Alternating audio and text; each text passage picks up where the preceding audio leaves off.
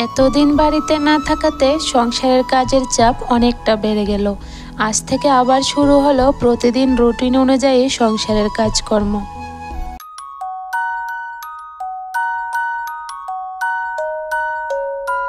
রাধে রাধে বন্ধুরা, good morning. কেমন আছো তোমরা সবাই?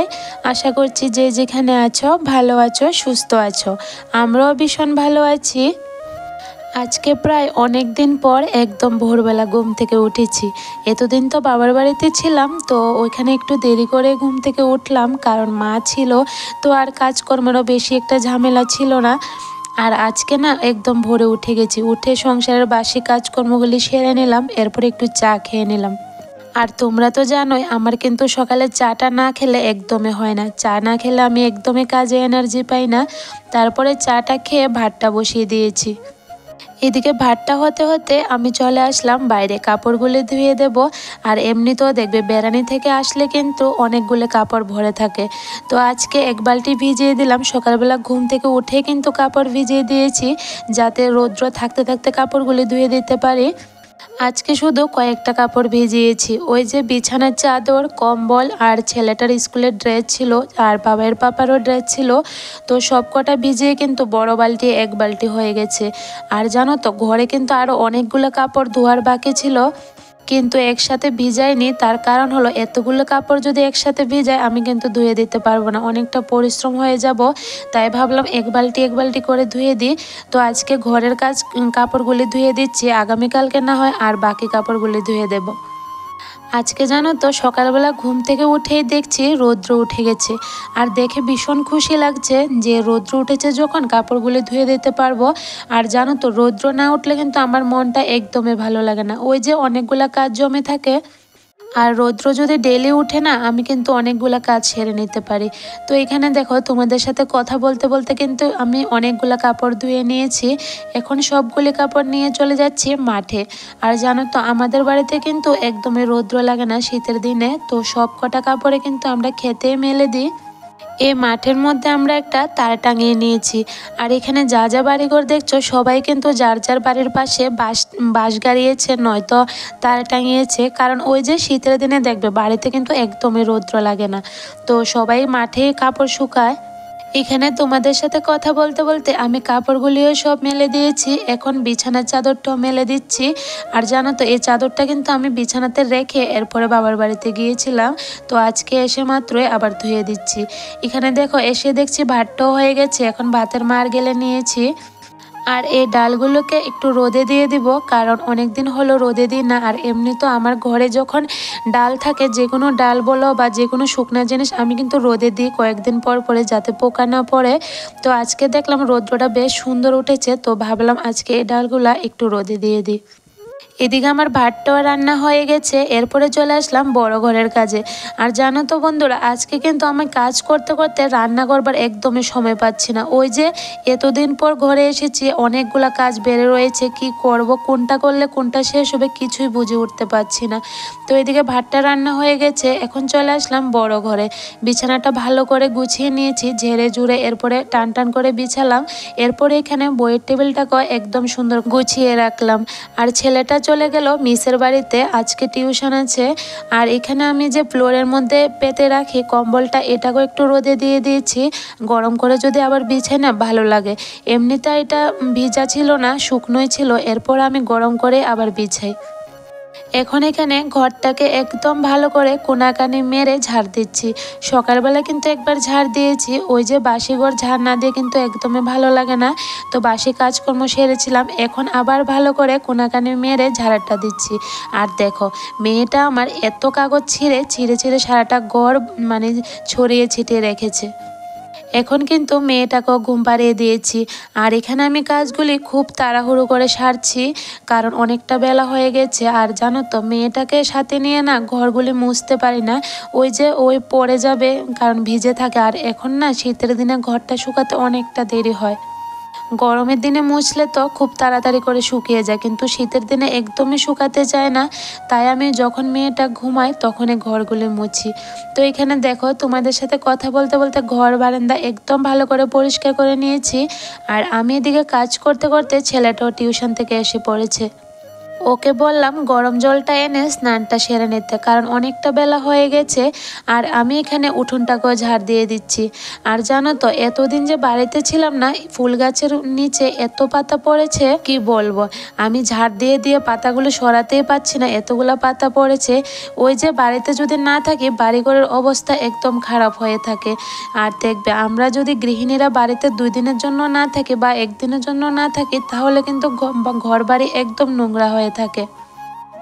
যেদিন এসেছি বাবার বাড়ি থেকে, ওই দিন কিন্তু আমি একটা কাজও করিনি। ওই যে আস্তে আস্তে প্রায় 1টা 1:30 বেজে গেছে, তো আর কোনো কাজই করতে পারিনি, শুধু রান্না করে খেয়েছিলাম। বাবার পাপাও ছিল, তো ভাবলাম যে পরের দিনে কাজটা শুরু করব। আর যেদিন এসেছি জানো তো, ওই দিন না অনেকটা মন খারাপ ছিল। কি ব্লগ শেয়ার করব কিছুই বুঝে উঠতে পারছি না, কোনো কাজেই মন বসছে না আমার। এতদিন যেহেতু বাবার বাড়িতে কাটিয়েছি, তো বাড়িতে এসে একদমই ভালো লাগছে না। আচ্ছা যাই হোক, চলো যতখানে বেড়াই না কেন, আসতে তো হবে আমার সংসারে। কারণ হলো, আমার সংসার আমার কাছে খুব প্রিয়। সংসারটা যেমন আমাকে ছাড়া থাকতে পারে না, আমিও কিন্তু আমার সংসারকে ছাড়া একদমই থাকতে পারি না। তো এখানে দেখো, উঠোনটা ঝাড় দিয়ে এখন চলে আসলাম কিছু ধনেপাতা উঠিয়ে নেব। ওই যে বাইরের কাজটা সেরে নিলাম, ভাবলাম ধনেপাতাটা উঠিয়ে রেখে দিই, পরে না হয় রান্না করব। আর জানো তো বন্ধুরা, আমি কিন্তু এখনো অবধি রান্না করিনি, শুধু ভাত রান্না করেছিলাম। এতটা কাজ জমে রয়েছে, আমি কোনটা আগে করব কিছুই বুঝে উঠতে পারছি না। তো ভাবলাম আগে ঘরের কাজটা সেরে নিয়ে, ভাত যখন রান্না হয়ে গেছে, পরে যদি সময় না পাই তাহলে একটা সিদ্ধ বা ভাজা করে খেয়ে নেব। তো এটা ভেবে ঘরের কাজগুলি করছি। আর এতদিন পর ঘরে এসে যখন ঘর দুয়ার মোছা না থাকে, এভাবে কিন্তু কাজ করতে একদমই ভালো লাগছে না আমার। কেমন জানি নিজের কাছে একটা ঘৃণা ঘৃণা মনে হচ্ছে। কারণ এতদিন যেহেতু বাড়িতে ছিলাম না, কত পোকামাকড় হেঁটেছে, এরপর আরও কত কি। তো আমি এজন্য সব কিছু পরিষ্কার করে ভালো করে মুছে নিচ্ছি। তো চলো বন্ধুরা, এদিকে কাজ করতে করতে তোমাদের সাথে কিছু কথা বলি। আজকে আমি এই কথা কেন বললাম, এতদিন বাড়িতে না থাকাতে সংসারের কাজের চাপ অনেকটা বেড়ে গেল। আজ থেকে শুরু হলো ডেলি রুটিন অনুযায়ী সংসারের কাজকর্ম। হ্যাঁ গো বন্ধুরা, এতদিন তো বাড়িতে ছিলাম না, আর তোমরা দেখতেই পাচ্ছ সকাল থেকে আমি একটার পর একটা কাজ করেই যাচ্ছি। বাড়িতে যদি রেগুলার থাকতাম তাহলে কিন্তু এতগুলা কাজ একদমই জমে না। মনে করো ডেইলি আমরা যে রুটিন অনুযায়ী কাজগুলি করি, এতটা কিন্তু কষ্ট হয় না, এতটা সময় লাগে না, কারণ প্রতিদিন পরিষ্কার করে নিই। আর আজকে যেহেতু এতদিন পর পরিষ্কার করছি, অনেকটা সময় লেগে গেছে। আর ঘরের মধ্যে জানো তো, ইঁদুরে এত পটি করে রেখেছে, বিছানার মধ্যে, বিছানার নিচে, ফ্লোরের মধ্যে সবখানে পটি করে রেখেছে। আর এই পটিগুলোকে প্রথমে ঝাড় দিয়ে দিলাম, আর এরপরে যদি না মুছি একদমই ভালো লাগে না, একটা ঘৃণা ঘৃণা লাগছে। তো ভালো করে মুছে পরিষ্কার করে এরপরে আবার কাজে ধরলাম। আর এমনিতেও দেখবে, বেড়ানি থেকে আসলে কিন্তু অনেকটা কাজ বেড়ে যায়। যেমন দেখো, অনেকগুলা কাপড় ধুয়ে দিতে হয়, আজকে কিন্তু 1 বালতি কাপড় ধুয়েছি, তোমরা দেখেছো। আরও কিন্তু অনেকগুলা কাপড় রয়েছে, ছেলেটার রয়েছে, আমার রয়েছে, মেয়েটার রয়েছে। তো সবগুলি কাপড় তো একসাথে আমি ভিজাইনি, কারণ পারবো না। যদি বেড়াতে না যেতাম তাহলে কিন্তু এতগুলা কাজও বাড়তো না। ওই যে প্রতিদিনের ডেইলি রুটিন অনুযায়ী কাজগুলা আমার করে নিতে পারতাম, একদমই পরিশ্রম হতাম না। আর এখানে দেখো, আমি স্নান করে চলে আসলাম রান্নাঘরে। গতকালকে বাবার পাপা বাড়িতে ছিল, তো মাংস এনেছিল, কিছুটা মাংস আমি রেখে দিয়েছিলাম ভর্তা খাওয়ার জন্য। তো আজকে ভাবলাম যেহেতু এত তাড়াহুড়া লেগেছে কাজের, তো ভাবলাম আজকে চিকেনের ভর্তাটা বানিয়ে নিই। তো এখানে আমি চিকেনটাকে একদম ছোট ছোট করে কেটে সিদ্ধ করে নিয়েছি। এরপরে যা যা মশলা দিতে হয় সব কিছু দিয়ে ভালো করে মেখে নিচ্ছি। আর হ্যাঁ, তোমরা কিন্তু আমার ভিডিওতে প্রায় চিকেন ভর্তা দেখতে পাও, তাই আর রেসিপিটা বললাম না। আর যদি তোমরা কেউ জানতে চাও চিকেন ভর্তার রেসিপিটা, তাহলে আমি অবশ্যই নেক্সট ভিডিওতে বলে দিব। আমার ভিডিওতে কিন্তু প্রায় সময় চিকেন ভর্তাটা দেখা যায়, তাই আর রেসিপিটা বললাম না। তো এখানে দেখো, ছেলেটাকেও খাবার দিয়ে দিয়েছি, ওর না অনেকটা খিদা পেয়ে গেছে, আর আমারও অনেকটা খিদা পেয়ে গেল, কারণ সকাল থেকে কাজ করে যাচ্ছি। ওই যে সকালে একটু চা বিস্কিট খেয়েছিলাম, এতটুকুই, কিন্তু এখন প্রায় অনেকটা বেলা হয়ে গেছে। এখানে দুপুরের খাওয়া দাওয়া শেষ করে এখন বাসনগুলিও ধুয়ে নিয়েছি, কতগুলো বাসন জমেছে দেখো। এরপরে এখানে গ্যাসটাকেও পরিষ্কার করে নিচ্ছি। এমনিতে কিন্তু গ্যাসটাকে গতকালকে একটু পরিষ্কার করেছিলাম, তবে আজকে একদম ভালো করে পরিষ্কার করছি, কারণ এতদিন বাড়িতে ছিলাম না, একদমই ভালো লাগছে না, কি জানি একটা ঘৃণা ঘৃণা মনে হচ্ছে। তো বন্ধুরা চলো এদিকে আমি কাজগুলি করে নিই। তো তোমরা অবশ্যই বুঝতে পেরেছো আমি এই কথা কেন বললাম আজকে, যে এতদিন বাড়িতে না থাকাতে সংসারের কাজের চাপ অনেকটা বেড়ে গেল। একদম ঠিক। আর শুধু এটা আমার ক্ষেত্রে নয়, আমার মতো যারা যারা গৃহিণী আছো সবার ক্ষেত্রে কিন্তু একই অবস্থা। সংসার থেকে যদি একদিনের জন্য ছুটি নিয়ে কোথাও যাও এসে দেখবে অনেকগুলা কাজ বেড়ে যায়।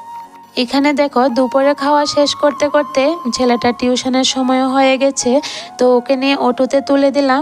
এরপরে চলে আসলাম আবার সংসারের কাজে। সংসারের কাজ বলতে রান্নাঘরের কাজ। আর মেয়েটা এখনো অবধি ঘুমাচ্ছে, তো আমি কি করলাম টুকটুক করে সংসারের কাজগুলি করে নিচ্ছি, মানে রান্নাঘরটাকে পরিষ্কার করে নিচ্ছি। আমাদের কাজ বেশিরভাগ রান্নাঘরেই থাকে, তো ভাবলাম রান্নাঘরটাকে আগে পরিষ্কার করে নিই, পরে না হয় বাকি রুমগুলো পরিষ্কার করব। রান্নাঘরের কাজ শেষ করে এরপরে কাপড়গুলি মাঠ থেকে নিয়ে আসলাম। আর দেখো সবগুলি কাপড় কিন্তু শুকিয়ে গেছে, এখন আমি ভাঁজ করে রেখে দিচ্ছি। আর এমন এক রোদে যদি কাপড় শুকিয়ে যায় আমার কিন্তু ভীষণ ভালো লাগে, ওই যে অনেকগুলা কাজ এগিয়ে যায়। আর যদি না শুকায় তাহলে কিন্তু আবার জমিয়ে রাখতে হয়, পরের দিন আবার মেলে দিতে হয়। আজকে যেহেতু এক রোদে শুকিয়ে গেছে তো আমি অনেকটা খুশি হয়ে গেছি। তো চলো বন্ধুরা এদিকে আমি কাজ করতে করতে তোমাদের সাথেও কিছু কথা বলি। বন্ধুরা আমার ব্লগগুলো তোমাদের কাছে কেমন লাগে অবশ্যই জানিও। আর একটু হলেও যদি ভালো লাগে তাহলে একটা লাইক কমেন্ট শেয়ার করে দিও। আর চ্যানেলটাকে সাবস্ক্রাইব করে আমার পাশে থেকো। তোমাদের সাপোর্ট আর ভালোবাসায় কিন্তু আমি একটু একটু করে এগোতে পারবো। তো প্লিজ বন্ধুরা আমাকে সাপোর্ট করে আমার পাশে থেকো। আর বন্ধুরা তোমরা কিন্তু আমাকে খুব সুন্দর সুন্দর কমেন্ট করো, কিন্তু তোমাদের কমেন্ট আমি এখনো অবধি আমার ভিডিওতে পড়ছি না, তবে রিপ্লাই কিন্তু করছি তোমাদের সব কমেন্টের। তবে আশা আছে আস্তে আস্তে করে আমি তোমাদের কমেন্টগুলো আমার ভিডিওর মধ্যে পড়বো।